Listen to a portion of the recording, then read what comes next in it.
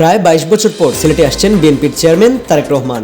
সর্বশেষ 2004 সালের বিএনপির ইউনিয়ন প্রতিনিধি সম্মেলনে সিলেটে এসেছিলেন তিনি।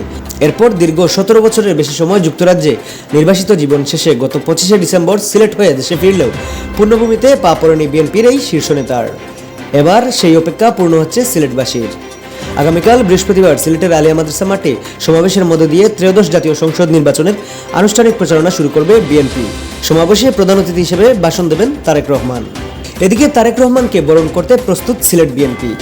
দলের প্রধানের আগমনকে কেন্দ্র করে ব্যাপক উৎসাহ উদ্দীপনা বিরাজ করছে সিলেট জুড়ে।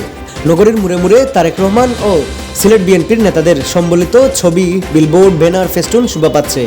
বিমানবন্দর থেকে সিলেট সরকারি আলিয়া মাদ্রাসার মাঠ ও নগরীর বিভিন্ন সড়কের দুপাশে ব্যানার, ফেস্টুন ছেয়ে গেছে।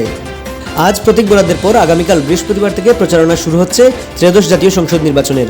বিএনপির প্রথম এই নির্বাচনী সমাবেশে তারেক রহমানের সফর সঙ্গী হিসাবে থাকবেন দলটির মহাসচিব মির্জা ফখরুল ইসলাম আলমগীর। এদিকে তারেক রহমানের সফরে নিরাপত্তা নিশ্চিত করতে সর্বোচ্চ প্রস্তুতি নিয়েছে সিলেট মেট্রোপলিটন পুলিশ।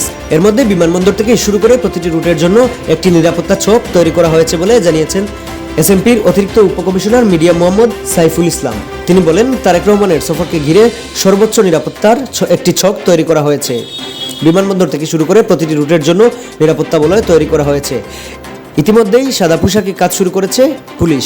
তিনি বলেন, তারেক রহমানের জনসভার ভেতরে বাহিরে শুরু করে প্রতিটি স্থানে আমাদের নজরদারি থাকবে। ড্রোন দিয়েও নিরাপত্তা নিশ্চিত করা হবে। নিরাপত্তায় যাতে কোনো ঘাটতি না থাকে সে লক্ষ্যে আমরা সর্বাত্মক ব্যবস্থা গ্রহণ করেছি। শিপন চন্দ্র জয়, সিলেটের মানচিত্র।